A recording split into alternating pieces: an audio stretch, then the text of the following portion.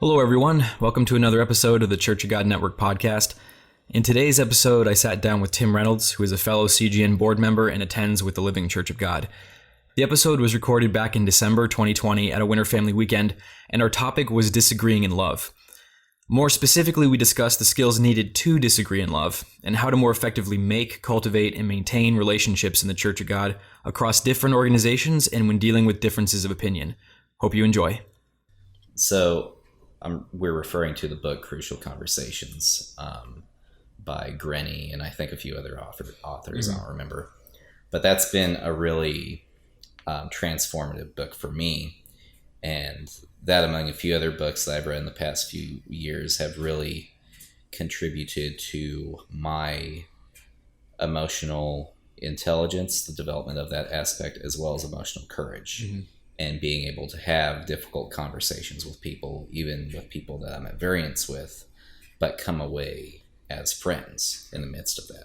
And the practical sort of application of that for the church within the context of disagreeing in love or being able to be around people you disagree with and maintain relationships is that I think there are some buzz phrases or cliches in the church where you hear it a lot, like waiting on God or disagreeing in love, but it's never really defined specifically. So Right. People inject into the phrase their own subjective interpretation of what that means or looks like, in terms of they have their own arbitrary threshold of what it's okay to disagree in love about and what's not okay to disagree about, period.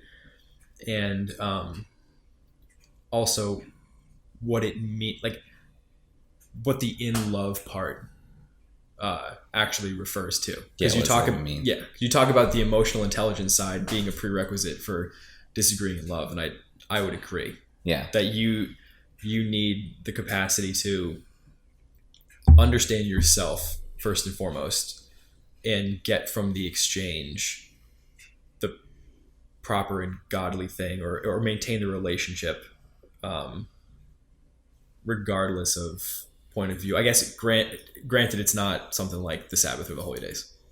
Yeah, well, and even that, like, you think about, okay, in the church you operate and cooperate with people that are outside the church, and they don't believe in the Sabbath. They don't believe in the holy days. They may or may not even believe in God. They may believe that abortion and killing babies is just fine, right? Like all these things that we might find reprehensible, but you still are able to function, get along, cooperate to meet common interests and goals. Right. I guess it's never okay not to do anything that's not in love. Right. Like it doesn't matter. You're trying to live peaceably. Exactly. And so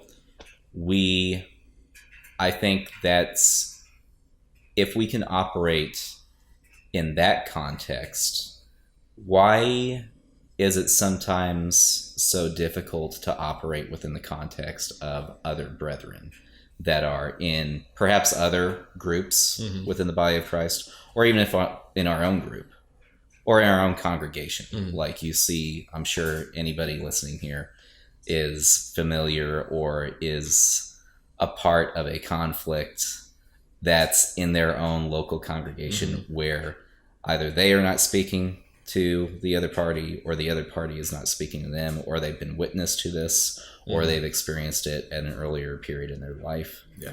And so you see that all the time. So I think disagreeing in love is, first off, realizing that love is obviously a commandment given to us, right? To love one another as we would love ourselves, right? And so part of that, in terms of the emotional intelligence part that you mentioned and I mentioned earlier, comes from being able to examine yourself, be honest about your own faults, be honest about your own gaps and lack of understanding, and take that sympathy that you might have for yourself and apply it to another person that ostensibly also has the Spirit of God. If you're recognizing them as a brother in Christ in the church. And it's also, there's a phenomenon where we feel subconsciously compelled to demand agreement from people, and if they, like you said earlier, if they don't agree, it's a personal rejection, and then this dynamic kicks in where you're trying to convince the other person. Right. Well, you identify oftentimes with your beliefs or with what organization or group you're a part of. So it's not only that, for example, they are rejecting whatever opinion you have, they're rejecting you at a personal, existential level. And I think a lot of people, without taking some work to really examine that and realize that, just continue to function in that way. So everything is a conflict when there is a variance of opinion.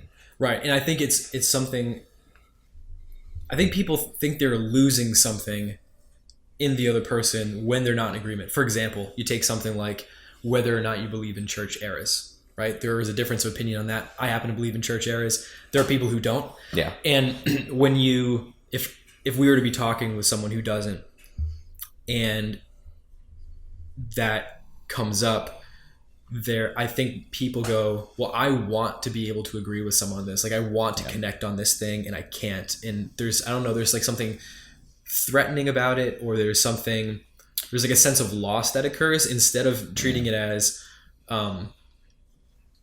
why is that a fundamental thing? Like, why does it need, I guess if we're taking this as a specific example in the church, I personally don't understand why people feel a need to be in absolute agreement on everything. Like, in my experiences in college, my mentor was a member of the Green Party, like the super progressive wing of the left.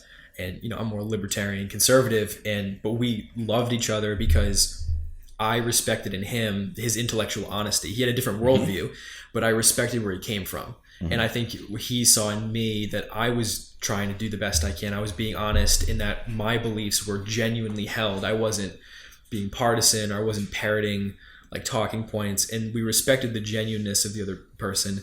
And that's been replicated. Since I live in New York, there's plenty of opportunities for this kind of stuff. But a lot of my friends are the same way. We don't see eye to eye on every single issue.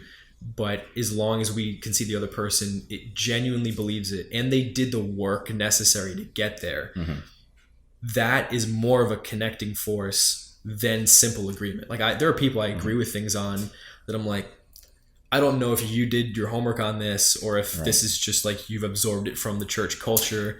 And so like, I can't have I can have a better conversation with someone who I disagree with than you, because maybe there's not a lot of depth there, or maybe this is like you're just a cultural trapping of being in the church, that you believe in the Sabbath or that interpretation of trumpets or Pentecost. Right. Well, and that applies to anything. Yeah. And you're right. Like, some of the most personally fulfilling and rewarding relationships I have in my life, the exciting ones, the ones where you can talk for hours, are with people that I disagree about a number of things on. But you touched on something there earlier. There is respect.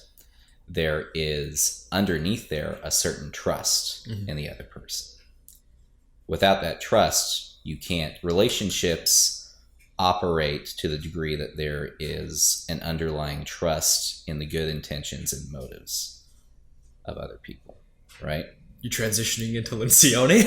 Huh? You transitioning into The Advantage? Foundations of Trust and all these things, they work and feedback and network into each other, right? Yeah. Like, I'm riffing on some concepts from a book called Crucial Conversations, but also that feeds into works from Pat Lencioni, especially The 5 Dysfunctions of a Team.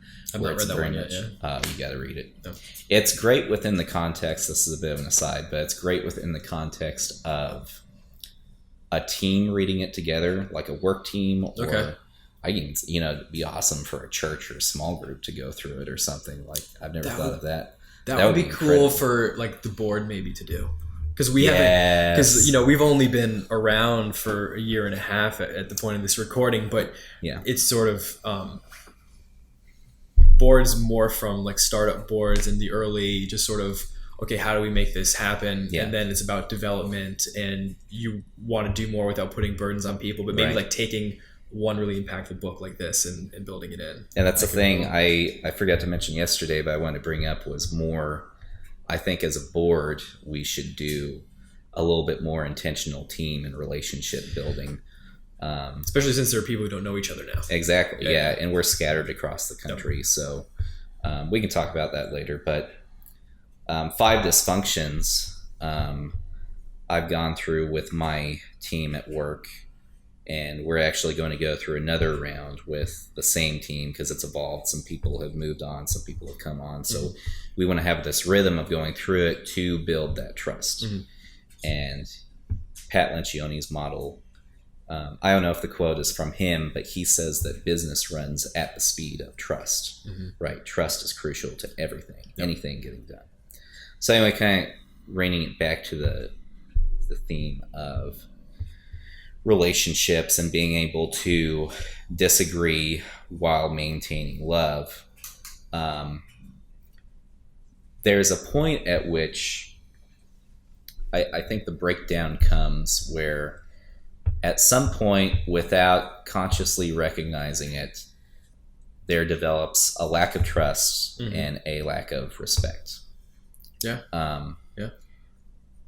And sometimes that's earned. Sometimes it's a breach of trust. Sometimes it's a perceived breach of trust, right? Like you think something happened a certain way, but the other person's perspective and opinion on events may be completely different or very different in significant ways from your own in your experience of the event, right? There may be, that may not even have happened. There are assumptions. Like, for example, I grow up in one particular organization of the church, and I'm assuming, based on hearsay and gossip and the divisions and lack of trust of other people, that, I cannot trust people in another organization.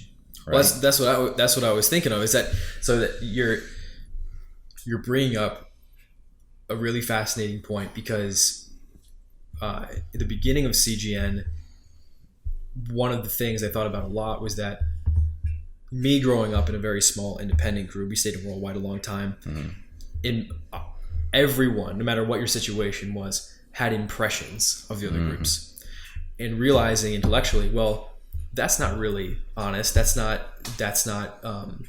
hearsay. There's no information there. I do not know for myself whether these stereotypes are true. So it was one of those, like, just wipe the slate clean. Right. It's okay. What's the reality of things? Right. And I've always had we've talked about this. I always had a soft spot for the Living Church of God, and because I got to know people there, I got to know people like yourself, and then I would hear people in other groups spout the cliches or the stereotypes about living. Like, no, that's not, like, there might be some people, right, but it doesn't match your personal experience. You're making it seem like it's this monolith, like it's one, everyone is just this way. And the core issue of trust, I think what happened in the initial splits is that you had a leadership vacuum to one extent or the other, and the secondary leaders in the church, due to when leaders broke off or interpersonal differences, you had breaches of trust, like you were talking about, like occurrences that happened, or maybe a personal history where they didn't trust the other person. Now you have a thing where it's been 25, 30 years, and it's not that there have been breaches of trust, it's that there's been no trust established. There's been no effort to seek common ground or to build bridges or rebuild that trust. Right, but like if you're our generation, or maybe even a little bit older, it's not like there were instances you can point to, like if I'm in UCG and someone else is in Living, or at a personal level we're speaking of. Yeah. It's not like, growing up in Worldwide for a long time and then being independent, I didn't have an occurrence with someone in a different group that broke my trust. I just, because of distance, never established trust. So if that's the reality of things now, and you start to have people come in contact with one another, or like maybe from afar see a group, you said relationships, or you said businesses move at the speed of trust. that it doesn't matter that we didn't have trust breaking Right. actions or events. We have never done the work to establish it. So we're stagnant because unless you and I get to know each other, we're not going to be able to start that process to then go and build off of. Exactly. And that's also why the personal aspect of it comes into play as well. Like, because you can get on the internet and you can read, opinions from hate websites, or just an opinion from one blogger or an article from another. Mm-hmm. But it completely changes the game when you reach out and you actually, say, for example, go to Living's Winter Family Weekend and start meeting people and having some significant conversations about some difficult emotional topics, and then building those connections and being honest and coming at it with open hands and a certain degree of vulnerability to invite other people into that space of vulnerability, so that really what's occurring is that you're building safety, so that people can start to connect and can actually, the Crucial Conversations book talks about the pool of meaning. And so it's like you're trying to contribute to the pool of meaning, and you're trying to come at it with, okay, I have this story in mind of events or what reality is based on my experience and perception. I'm putting that into the pool. But also, can you elaborate on the pool of meaning? The pool of meaning, like 5 really, years ago. I don't remember that part. Sorry, it's just the pool of meaning is really like the shared context of what you both are bringing to the table in terms of conversation and relationship, effectively. Okay. So it's like you're all here. This discussion is me coming to you, and I'm placing my experience and perspective and opinions into this shared pool. You're placing yours there too, and you're filling it up, so to speak. I'm probably getting it wrong some way, but that's what I remember off the top of my head. But it's really just about contributing to the shared meaning that's coming from the conversation that you're having. So I forgot my original point with that, but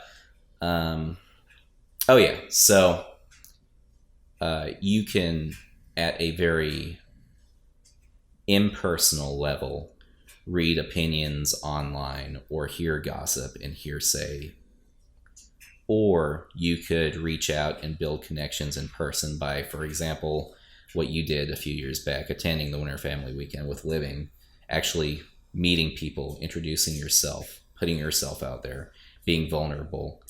That invites other people to feel safe and become vulnerable as well. And so you connect. And so you're establishing trust and relationship.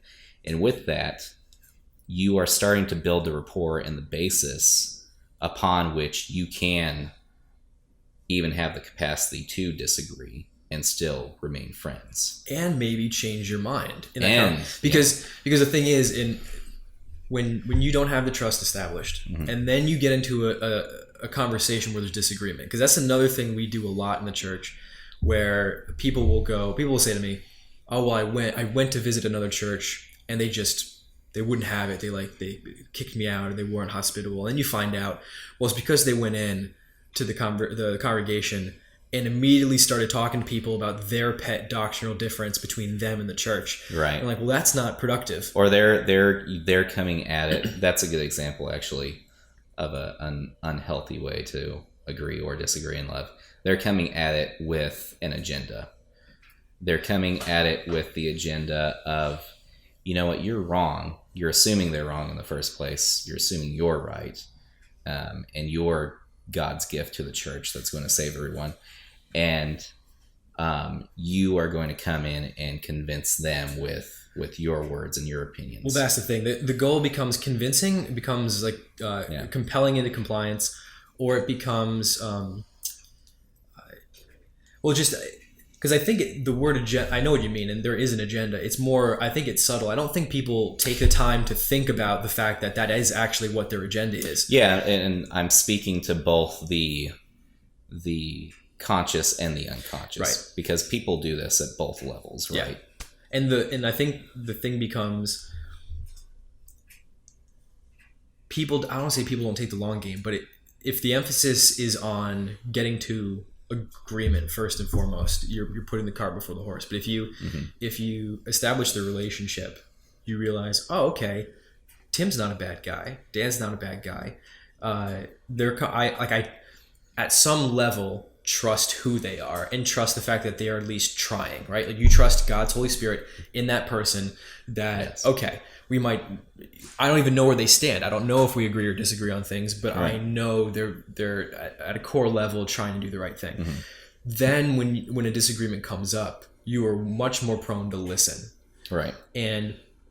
And be able to navigate that civilly. And I will say from experience, much more open to hearing what the other person has to say and mulling it over with the thought that, okay, is this correct or incorrect? Whereas if you haven't established the trust and all you have is a stereotype and you come in and whether it's your fault or the other person's fault, you get into a disagreement, then you start that from, I know who this person is. Right. This person's a UCG or an LCG person and they are this way. You're looking at this label that you've already applied in your head. The filters in place, but once that's gone, you then start to think about the argument or the statement on its own merits. Right. And I've experienced that in the church. I've experienced that in terms of, I have a pet interest in economics and political theory. So there are guys who, I'd start reading their work or getting into them. Like, okay, I think these guys sound reasonable. They have the credentials. You can entertain the thought at right. least. And then all of a sudden they hit you with something that you've never thought of. Mm-hmm. And I've had moments like that where like, okay, that was so compelling. Mm-hmm. I have to look into that. I have to revisit that issue. And sometimes you go, okay, well, no, there's another side of it. I actually don't agree with that. And sometimes you go, no, this changes how I think about this issue. And you grew from it. And you grow.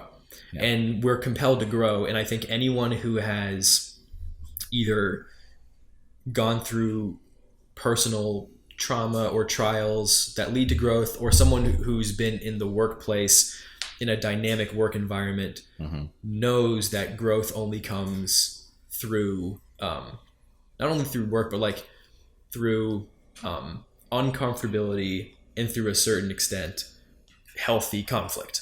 Yes. That you need to be able to sit down with someone and hash out disagreements and bring all the information to the table and let the truth win out. To like paraphrase Thomas Jefferson, I believe he said, you should put all the truth on the table, right, or all the information on the table and let the truth win out.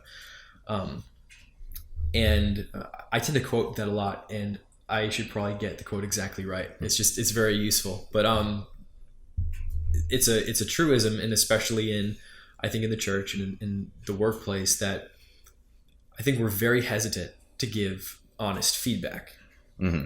Oh, absolutely. And it's been a chore to be like, okay, I'm bringing something to the table. Like, so we were talking about the website redesign the other day, and I'm going, like, I really want Tim to try to destroy this. Like, I really want Tim to be like, okay, I don't like this, I don't like that, because the last thing I want is to put a product out there. Right. And then after it's been out for 6 months, have some other people go, wow, that part of that's really poorly designed. Like, this is an eyesore. I don't like going to this. Well, I would like to have avoided that by hearing Tim's input or Chantel's input or Corbin or Isaac or Carmine's input. And because the underlying assumption is me, Daniel Russo, does not know everything. I can't know all the information. The only way I can get more information is to bring other people. Even though I am from New York, I don't know everything. I know most things. New Yorkers know most things, but we don't know everything. We need other New Yorkers to help us. but it's like it should. I think I'm rolling my eyes here from Tennessee. Yeah. You know? I think at some level it's obvious, right? That you don't know everything. You need other people and their input to fill out the picture. Right. But I think what we do, especially in the church, is, okay, we're going to do a project or start a new church or whatever it is. Yeah. And the people who are, quote, brought into the conversation to discuss how to do it all agree on how to do it. Or they agree that what you're even doing fundamentally is already the right thing. They're already bought in, and you're not seeking, okay, what would somebody who completely fundamentally doesn't even agree with this say? And is there merit to what they're saying, right? And it's one of those, so let's say that happens, right? You're doing this thing in the church, you're doing a project or a church organization, or you're analyzing how you do a certain thing. And everyone who's on the leadership team or who gets brought in to work on this thing comes together, and you're all, in agreement, or it seems like maybe you're all in agreement. We're having the conversation, no one's giving pushback, like, yeah, this is a good thing to do. I think the problem is that's not a red flag for a lot of people. Because I know for me, going through what I've been through in work and in the church and things, that's like alarm bells go off. Right. Like someone's not being honest with me. Yeah. Someone is holding back, or we are too insulated. We've all been thinking about this together too much. We need other people's opinions. And even if maybe we're even right about the way we want to do something, until you've found someone who gives you the opposing side and what the opposing viewpoint might be on how to do the initiative, you're not doing your due diligence. Like you need people to disagree with you and to get all the potential viewpoints before you should feel comfortable moving forward. Where I saw what we're describing actually happen was at work, actually. I work at Ramsey Solutions, and we had, in recent months, we had a few decisions that have affected the entire team that were controversial. And our chief information officer, he was continually probing, like getting feedback, sending out some emails, talking to people. And he sent one email that I remembered and I kept that was very striking, because in it, he said, hey, I'm not getting a lot of pushback.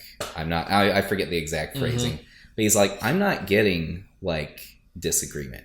And that really bothers me, because I know there's gotta be something. I do not believe in an organization of this size that everybody is just okay completely. So I'm asking you to exercise the emotional courage to please come to my office, send an email. This isn't, you're not going to get in trouble.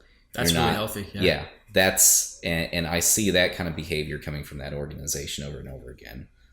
One of the reasons I love working there, but I've seen healthy models of that happening. I don't know. This is a bit vulnerable to say, but I don't know that I see healthy models of that happening across the Church of God. Very few. And that really bothers me. There are some. I think it's one of those, and another lesson to the whole navigating the Church of God is that it's about individuals. Like there are no, groups don't have, groups aren't things. Groups aren't people. They're composed of people. And so there are definitely ministers, there are leaders, there are people who have that emotional intelligence, who do seek those things out. But I agree with you. I don't think the cultures of these the organizations that operate within it, or we as a body across organizations, even individually, like that. I think because you can make statements about on the whole, right? Like whether or not there's a general problem, and I agree with you. I think that's not something we value necessarily explicitly as a church. But you want to touch on something, and I want to interject a bit. I don't want to say that and it coming off like I'm indicting an organization or a group or whatever. Oh, no, it's what the whole it thing. is. It's the really whole is like what this whole thing for me is a call to action to the individual person. Do work on yourself. It all starts with you to be able to build emotional intelligence, self-awareness, the ability to be vulnerable, the ability to build trust and relationships, to suspend your own beliefs and opinions and assumptions for a second, just enough to listen to another person and perhaps give the benefit of the doubt to another person, because that's where the change starts. It starts with you, and ultimately that comes down to how you relate to God as well, right? And express love at the individual level with everyone that you meet. And how you read and internalize scripture. Yes. Because you should be doing the same thing. Like really, even in a vacuum, even if it's just you should be challenging your own assumptions all the time. And you should be doing that on a regular basis. And you should be you should be reevaluating your own beliefs and are they backed up by scripture on a regular basis. And I think the thing about, you go back to your example about Ramsey and healthy conflict. I don't remember I think it was Lencioni talking about the advantage, or it might have been on a podcast he was doing, where he talks about you also need to reward people for giving you critical feedback. Yeah. That you can't positive. Yeah, you can't say you want it and then give all the indications that you're not really pleased with it. Right. Or you can't retaliate against them. Yeah. He talks about an exercise he does at his organization where the leadership team sits around. I think it's a monthly thing, and they go around the room, and each person states about the person who they're focusing on at that moment, what they bring to the table as uniquely good, and then they go around the room again to each person and say what that person uniquely struggles with that is bad for the organization.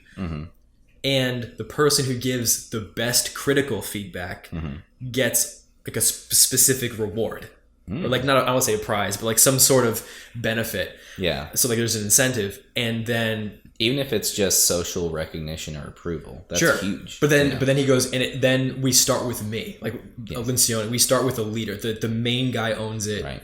Like, okay, destroy me first. Right. And of course you don't do it maliciously. You don't act like a jerk when you're doing it. It's more of, hey, you're really cynical, and that rubs off on me, and it makes the tone of the office negative when you get into one of those moods. And these are things that help the church function on a day-to-day basis. If like you're in the headquarters of one of the bigger groups, it helps navigate the disagreeing in love dynamic on a personal, like one-to-one basis. But these are also like fundamental to our conversion. Like marital relationships should operate this way. Oh gosh, if you can't learn to disagree in love and you're married, you like, how are you? You're not gonna last long. Kids and family dynamics. Like I remember one of the most impactful things for me growing up was when I remember we're at the house I grew up in, and we had brethren over, and I was watching my parents and them talk about whatever interesting thing was going on in the church and what they were navigating. Which I always loved to do as a kid. And then my dad turned to me and went, "What do you think?" And I seriously was probably like 6 or something, or 7. And I'm like, what do you mean? Like, and he goes, "Well, like, we care about what you think. Like, what do you think about this?" And I gave my mind is blown, and you're like, yeah. Well, I seriously, like, to this day, I joke with him. I go, and since then I haven't shut up. Like, I never stopped telling you what. But that fateful day, he just made the biggest mistake. But that's such an important thing to be cultivating in families. This idea that everyone's opinion matters, and that if you have a problem with with me, or something bothers you, or something is hurting you, bring it to our attention. Right. And even if we disagree, like even if maybe you're looking at this the wrong way, the person needs to feel okay bringing that up, because again, we're going into another interesting side subject, but it's integrally related to this, and that is I believe it's Healing the Shame, which is the book I referenced to you last night, by John Bradshaw. He talks about a phenomenon in families where I think this is Family Secrets, which is a distinctly different book, where there's a phenomenon called family secrets, where there are these things that everyone in the family knows what's going on. Everyone knows dad has a drinking problem, or there's infidelity going on in the marriage, or there's, some dad struggles with anger, or mom struggles with depression. Elephant in the room. Elephant in the room. There are these elephants in the room, and kids try, or maybe even one of the spouses, or like people in the family on occasion try to like bring it up. But then they're crushed instantly. Yes. We don't talk about that. Or they're gaslighted. Nothing's wrong. I don't know what you're talking about.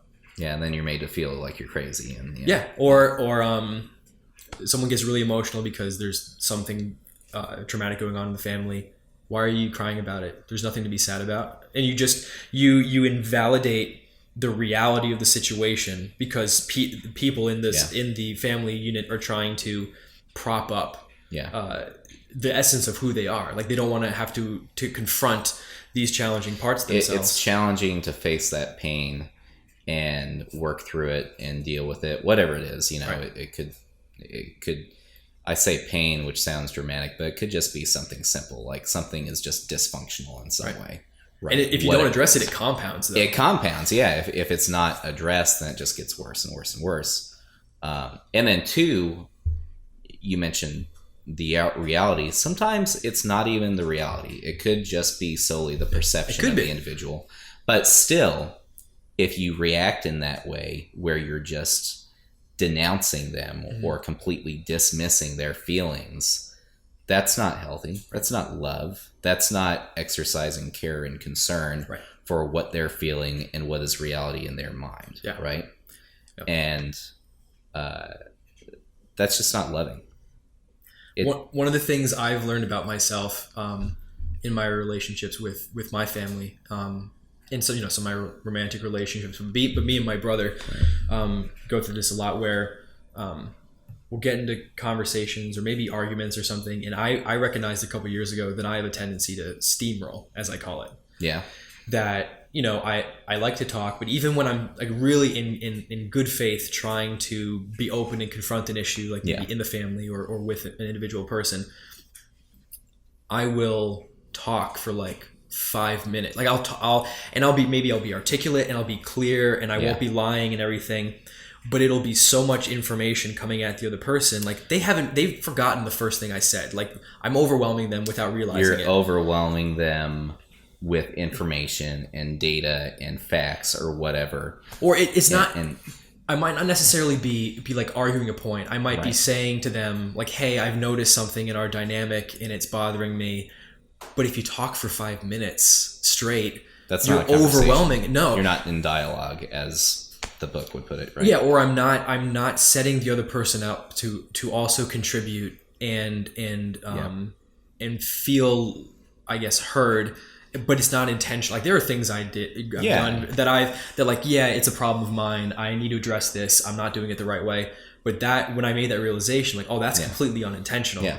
But it does make, Steve or the girl I'm dating, it makes them feel like smashed or intimidated. And that's a perception thing. That's safety. Right. And that's something that is not malicious on mine. It's not like in the example we used, it's not like it's an infidelity thing or anger or I'm not willing to confront a part of myself. It's like an accidental habit that you get into. It's just normal. But it can be internalized. Yeah. It's like trauma or a big issue for someone in a family dynamic or a romantic dynamic or in a church dynamic. All these things scale up to the workplace and the church. And so... And I want to interject just a second. So, and it's good that you recognize that on your part and now you're aware of it. So you can recognize when that's triggered. Like, oh, I've been talking nonstop for the past 2.5 minutes. This person is shutting down. You're noticing their body language and state, and they're being quiet. And you can just, if you're aware and you're paying attention, you could recognize those moments. Mm-hmm. On the flip side, for them, they can also recognize, and if they've built trust with you, they can give a little grace and say, okay, well, I know I trust the intention of Dan's heart, and now it's upon me to express this and build up a little bit of boldness and courage to speak back, and in turn say, okay, Dan, you're doing that thing again that you do. Yeah. And can I just speak for a minute? And if you both come to the table with that maturity, then the world is your oyster. The sky's the limit. Like what you can do with that dynamic between two people and engage in that healthy conflict. It's incredible. And there's another level to that, because I can go in and go, okay, well, I've recognized that about myself. Yeah. But they need to say to me when they have a problem. And it is true, but you have to incentivize it. Like I Yes. have to, when Steve or the girl I'm dating or my parent, if it's a parent or a friend Yeah. who I'm talking with, when they do muster up the courage to say something, I can't get angry. You know, like I can't invalidate. I might be able to disagree with that. Like, you know what? I'm not, hey, you know, you just said that, I'm bullying you. Like I'm not doing, like, I'm not trying to do that, but I can see like that's an accident. I'm sorry. I can see how that's happening. You don't need to agree with the person necessarily, but you cannot make them seem like they're crazy. Right. Like you have to let them express what they're feeling, even if you might disagree. I keep coming back to crucial conversations because, like, to me, a lot of what this book provides is tactics and conversation skills that allow you to, in the pragmatic, practical sense, exercise love in disagreement, right?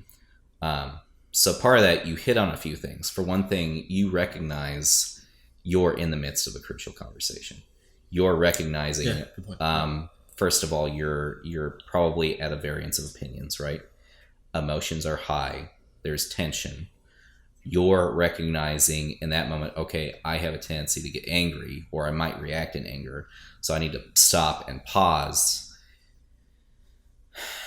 breathe, and cool myself down for a second so that I can come at this from a loving angle. And then two, you want them to engage as well. So if they're saying, Dan, you're being a bully, you could say, and this is straight out of the book, like, I don't want you to think that I'm angry or that I'm being a bully. I'm actually trying to achieve this with you. And I want your feedback too, but honestly, here's what I think, this, that, and the third, and then invite them back into the dialogue as well. And you just have differences. Another thing too is sometimes you just have differences of upbringing or culture or personality that are not laden with moral connotations. They just are.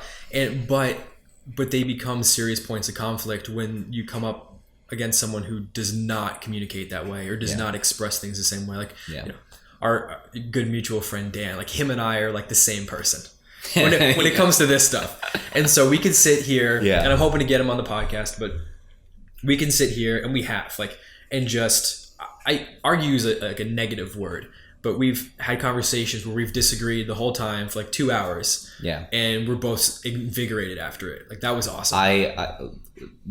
Other Dan is, I consider him one of like my best friends, and that's one of the most rich, rewarding relationships, because we can hang out on a Saturday night, have drinks, and talk till like 3 a.m. Yeah. And sometimes we're agreed, other times we're in complete disagreement. Other times we're just hashing out an issue until we come to some resolution or shared understanding or whatever, you know. And that's enriching. It's invigorating. And I think you're also similar in that way, in that the three of us, and there are other people in my life that are that way. And, you know, I recognize I'm a product of like my father. My father's the same way, like the same personality. And so I get energy. Yeah. I get enjoyment out of disagreement and like fiery. Sometimes not like yelling, but like not negative, passionate. Not antagonistic. Yeah, passionate. Yeah.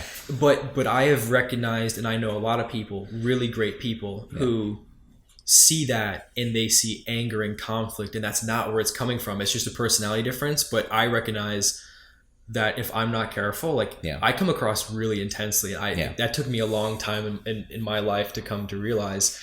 And the other person goes like they get like put on their heels because they don't know how to. It's not the way they communicate. React, And that's the thing, going back to how we deal with each other in the church, is that it's not their responsibility to learn how to deal with me. Right. Not in my head. Like, they should, right? But everyone has that responsibility to go, how do I make this relationship work? Right.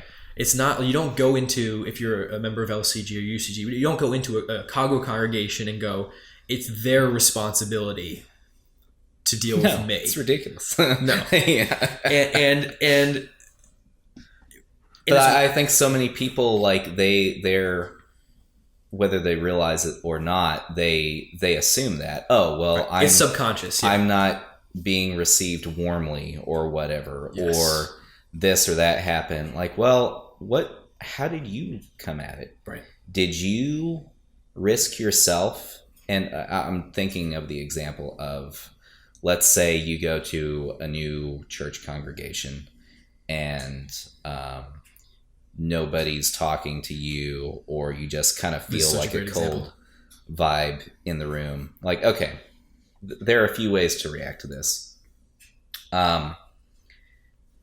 You could go in there and you could just do nothing and wait for somebody to reach out to you and then come away and have a bad experience. Mm-hmm. Or you could go in and you'd say, okay, well, no one else seems to be comfortable putting out the effort. Maybe I'll just go look around for another person that's alone. Or maybe I'll look for a couple of people and just interject myself, reach out my hand. Or now in COVID land, just do a fist bump or whatever you do. And introduce myself mm-hmm. and break the ice. Now, that can be scary and risky. Really intimidating, yeah. It could be really intimidating, but you have to remind yourself that God's Spirit isn't one of fear. It's one of love. And that's an exercise in love by risking that and putting yourself out there and making the effort. And that may, there's no guarantees. That may be met with might be a bad interaction. Reaction. Yep. You may have to get through 2 or 3 rounds of those before you get a good reaction. But you don't, and I'm glad you went here, because I was going to go to the same thing, that you engage in this process of putting yourself out. For example, visiting new places or mm-hmm. meeting new brethren. You go and you try to establish these relationships, and if a couple of them are awkward, okay, or you go there and maybe, like, for me, it's not necessarily as difficult. I have no problem going into a new congregation and like interrupting a conversation and saying, hey, I'm Dan Russo, how are you doing? I saw examples of that yesterday. So. Yeah. And so like, but like, I also recognize, I think a lot of people like that. I think a lot of people like meeting new people. It takes the burden off of them. Yeah. Yeah. But I recognize not everyone has that skill set and personality. Like, I'm an extrovert. I think, what am I? Yeah. ESTJ, whatever the executive Myers-Briggs thing is. It's funny you mentioned that and mentioned what you talked about earlier, because you're an extrovert, you're more mm-hmm. aggressive personality, like mm-hmm. almost a stereotypical Northeasterner. Other Dan is too. I am not naturally, actually, believe it or not. I grew up with especially like I got into my teenage years, I was very self-conscious. I was always nervous about what other people thought. It scared me to death to go up to a different group of people or a group of people I didn't know. I would think in my head, oh, I'm bothering them, or they don't want me around, they don't know me. Mm-hmm. Stuff like that, So it took years of work to come to the point where I am now. Oh yeah, in conflict, like just to see like a quote unquote argument mm-hmm. between like you and Dan, mm-hmm. like that would have been like I would have just seized up and like my body would have tightened mm-hmm. and I wouldn't speak and I'd be completely uncomfortable in that situation. Mm-hmm.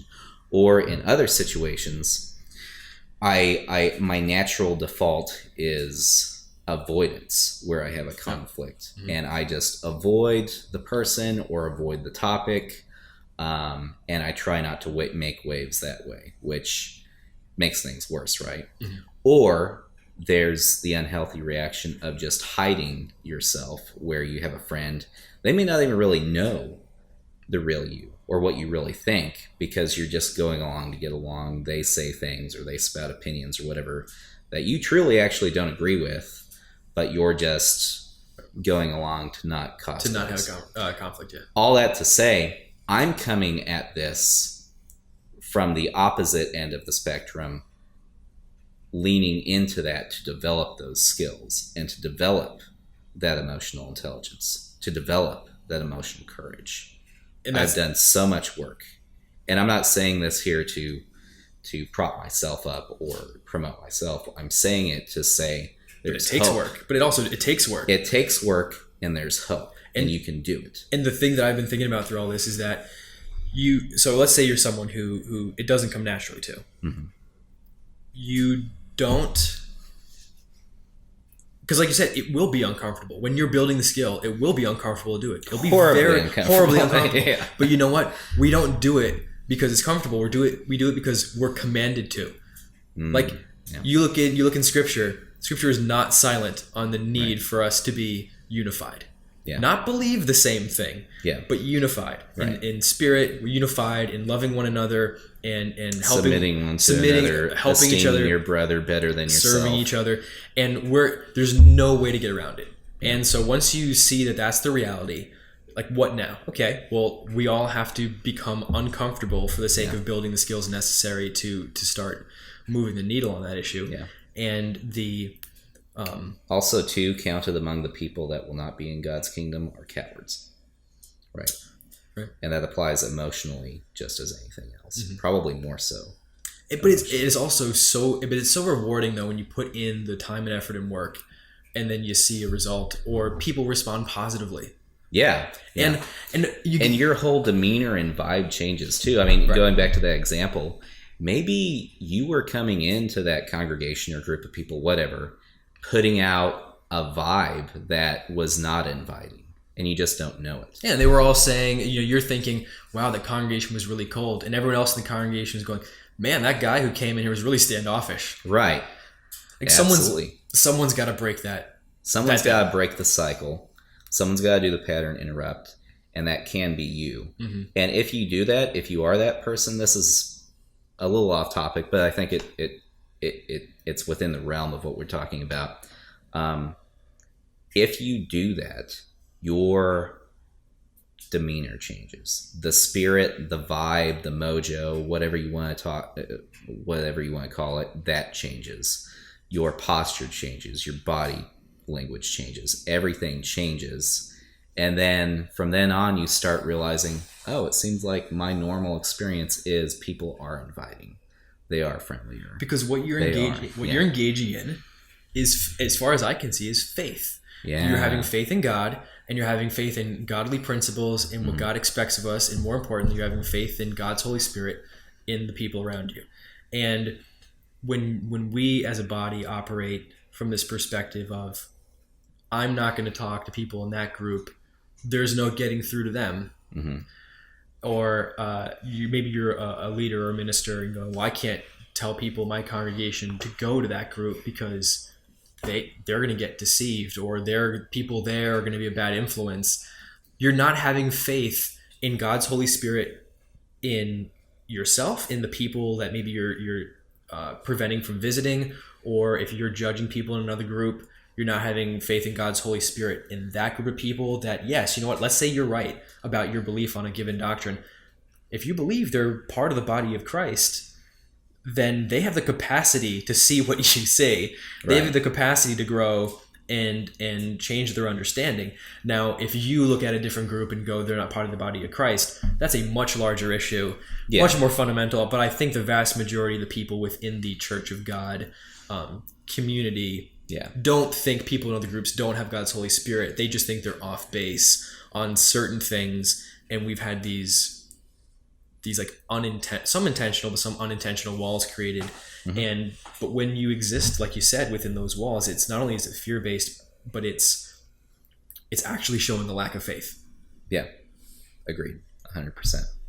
I kind of want to share this example too. Again, I want to bring it back to some, it's fun to talk theory, but also too, like, how do you actually do these things? Right. So very recently, this happened a couple of occasions. A friend calls me up and they say, hey, Tim, what's going on? We chit chat for a while.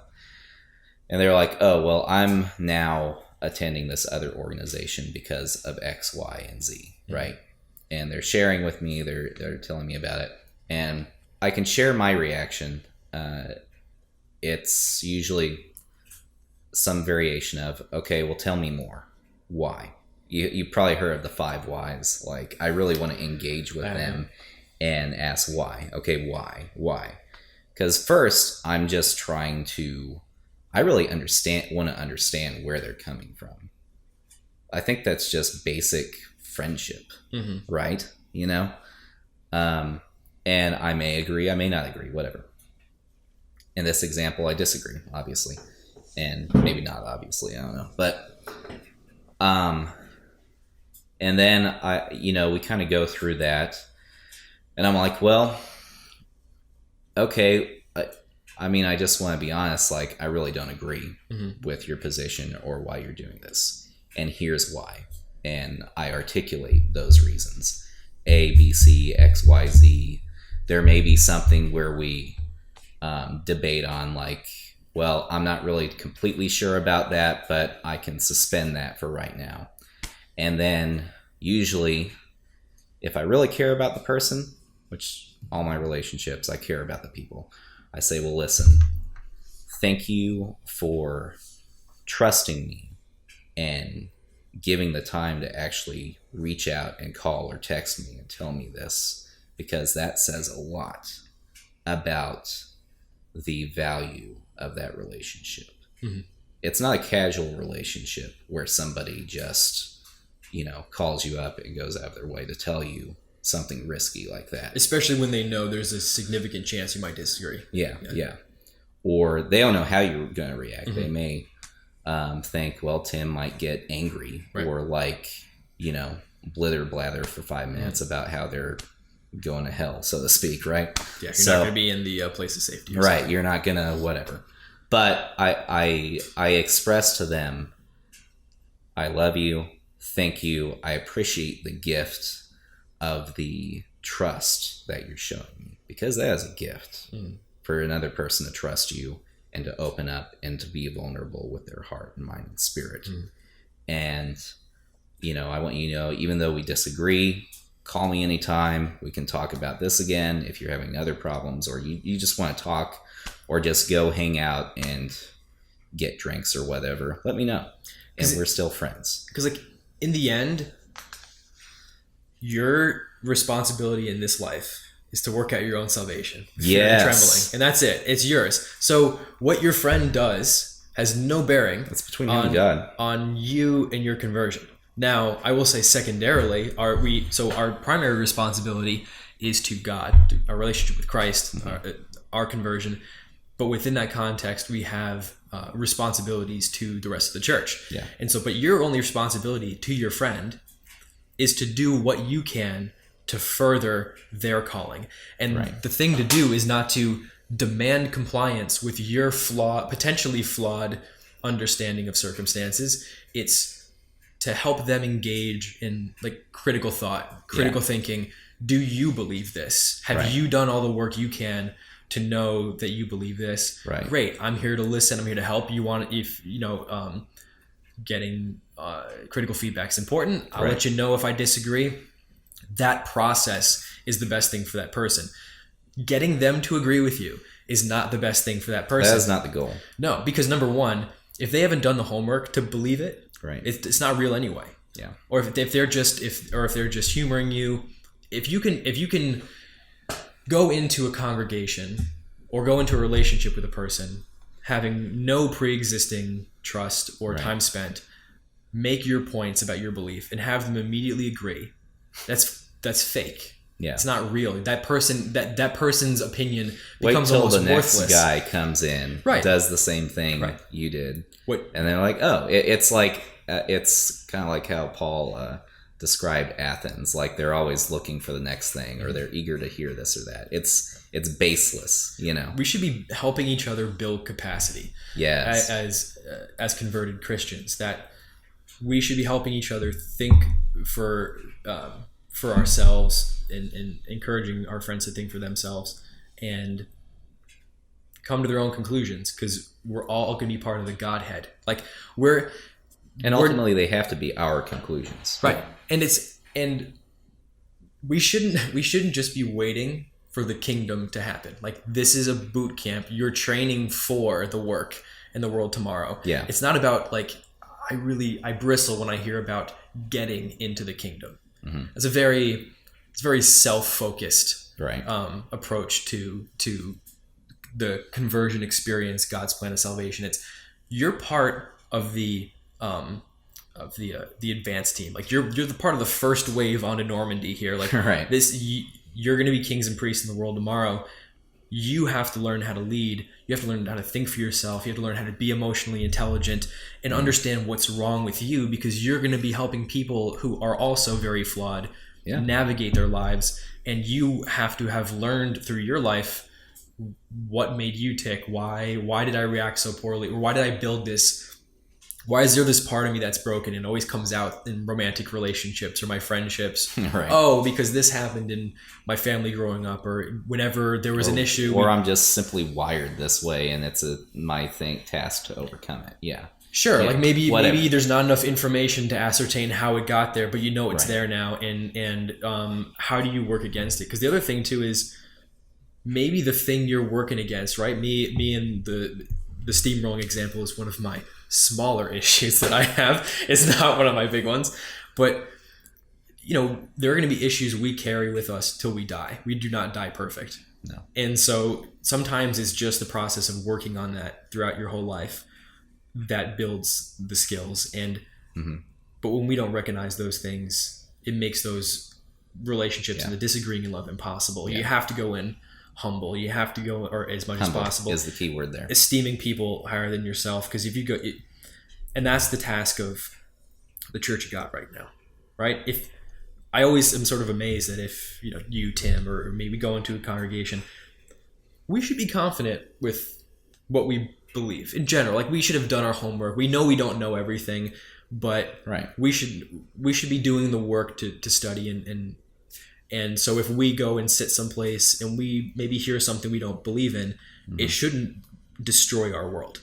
Right. And I'm always sort of confused and a little amazed when I see people who do fear that. Yeah. Because it makes me wonder, like, well, how well established are your beliefs? Well, we've even had moments like that. I can remember a couple of occasions where we're in that exact context and we hear something and we both look at each other and kind of roll our eyes like, okay, that's kind of weird. And then we talk about it later and hash it out, Right. Like everyone has that capacity. I'm very confident that pretty much everybody has that capacity to critically think and figure things out. I mean, that's why the majority of us within the Church of God are in the Church of God, because we looked at things that didn't make sense in society at large, with our upbringings, with whatever religious background we have, whatever. We said, that doesn't make sense. And then we searched, or we heard it accidentally, whatever the manifestation of God's calling was that took place, we chose to think differently and exercise that critical thought to learn and grow and develop. That doesn't stop once you find a church and start attending. Right. That and continues through your whole life. And that's a good point, but it's weird and sort of ironic that a body of people who have all, by and large, all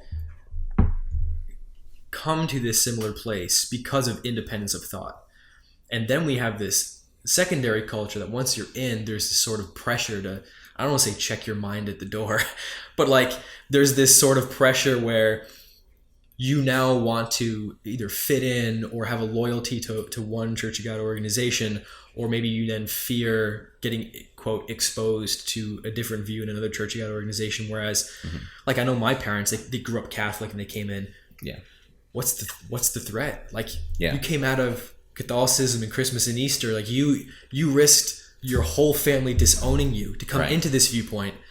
You can go to another Church of God organization. I think you can, where, you can go to a family weekend and right. And like if you disagree, and it's one of those things where we talk and about, also be comfortable with disagreeing. Right. And I think too few people have developed the capability to simply agree to disagree and move on. Yeah. And still exercise love and concern and trust. And also there's a component of being able to admit when you're wrong about something, because I mentioned before, you should come into we should have confidence sort of like in our beliefs and have done our homework. Yeah. But there's also, I think, if you've lived any length of time, you have a history of, I'm confident. I've studied. I feel like I've done my due diligence. But I also know I'm probably wrong about some things. And when those hit, like, it's going to be tough to eat crow and turn around. Like, you and I have talked about the turning points where we went from believing, these other groups are somehow lesser, or our group did the best thing, however you want to phrase it. However you want it. And then you come to that moment of realizing, crud. Like, I was so off base for so long. Right. Like, man, that's embarrassing. Yeah. And at that point, you're at a decision point. You can either double down, and refuse to move, and just push that lingering doubt to the side, or you can go, okay, I'm going to own this. I was wrong. What do I do now? How do I help this situation? And I think once you've done that a few times, you then just learn. You sort of are also confident that you don't know things, and that when you find those out, okay, I'll be willing to tackle that. Like, I'm not worried about finding out that I was wrong about something. Right. I just sort of know what comes with the territory now. Well, it comes with, first of all, that's just humility, right? Which I think is, anyone here would agree, is a fundamental attribute that you have to develop, or else you're not going to be in God's family, right? Second of all, too, you're right in that as life continues, you're guaranteed to figure out that whatever it is within the realm of religion or faith or business or whatever, you're going to find things that you were 100% certain on, right? And then you come to a realization, oh, well, I was wrong. So, just realize that and accept that, because that's the way of life. That's being an imperfect human who is not omniscient. One of my dad's favorite phrases for a long time, and I think it's brilliant, is what truth are you afraid of? Because I grew up in worldwide, way past a lot of the splits of the early to mid 90s, and was with a cadre of people who didn't believe the changes, but for one reason or another decided to stay within the organization that was worldwide and became Grace Communion International. And he talks about when the changes were first hitting in worldwide, confronting those rather than just saying, oh, that's ridiculous, it's not true, I'm gonna just dismiss it. He goes, well, you know what, I have to actually look into what they're saying, right? Like, okay, clean unclean meats is not necessary, the law is done away with. Okay, you know what do I lose by going, let's go through this exercise? What information are they sending out? Okay, let me read it. Do I know why that's wrong? Right. And he said that a big thing was, well, what if they're right? Why should I be afraid of learning truth? Now, of course, the end result was that they, on the vast majority of things, were not correct. I think maybe they saw certain dysfunctions in worldwide, and they probably characterized certain things accurately, but doctrinally, certainly, they were not correct. But the idea, why would you be afraid that they might be? Like, you just shouldn't all of life be about the pursuit of truth and conversion, the pursuit of truth, the truth about who you are, the truth about what God is trying to accomplish, who God is, and trying to get closer to Him. Now there's the balance to that. You're admonished to avoid deception and so on and so forth, but to do that doesn't mean that you simply close your mind off and stop studying. The way you do that is to study. I was going to say, continue to study, to continue to be grounded, and that takes time revisiting and learning and developing greater understandings of the nuances of the truth in God's Word too. That's also brilliant. Because we're admonished to guard against deception. Yes. We're not admonished to avoid everything that disagrees with us. Right. And so the way you guard against deception is working the muscles to discern, using God's Holy Spirit to discern and being able to better navigate things and to analyze information, to analyze arguments, to, if we are studying enough and know why we believe what we believe, and we're well versed in the scripture, that's how you guard against deception. I think people think you guard against deception by avoiding. And that's not what you do. Well, it's, like the example of the Bereans who are fair-minded, right? It's like they took the information in, then they go back, they do their homework, and then realize what's truth and what's not. And I'm sure this is extrapolating beyond that, but they're probably hit with a ton of different ideas, right? In a culture of pantheism.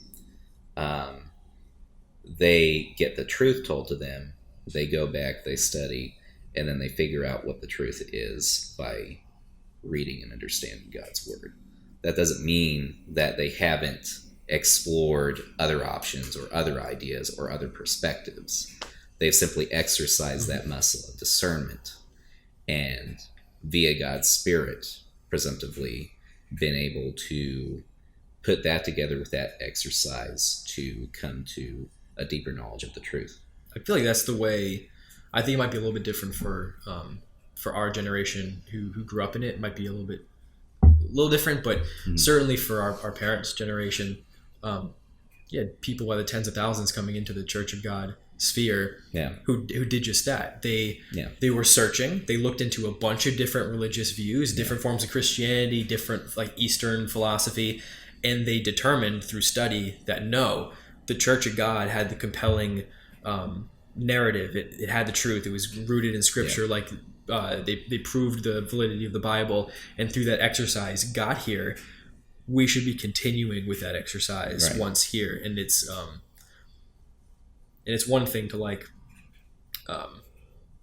avoid engaging in actual evil, right? Like, of course, you don't want to put yourself in actual dangerous circumstances, but the line between meeting more people in the Church of God in different organizations and engaging in like actual evil things, there is such a wide gap between those. Absolutely.